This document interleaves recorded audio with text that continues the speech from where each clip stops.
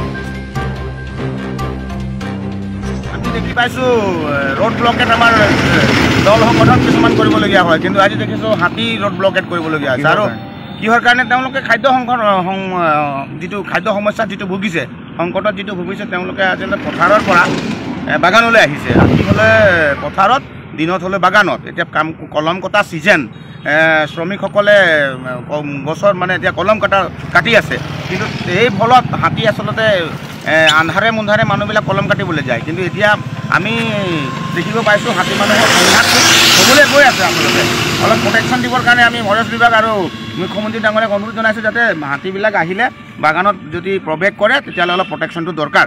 এতিয়া ডাঙৰ এটা ইয়াত যদি খেদি যোৱা হ'লে কিমান মানুহ ইয়াত এতিয়া সংঘাত হ'লহেঁতেন।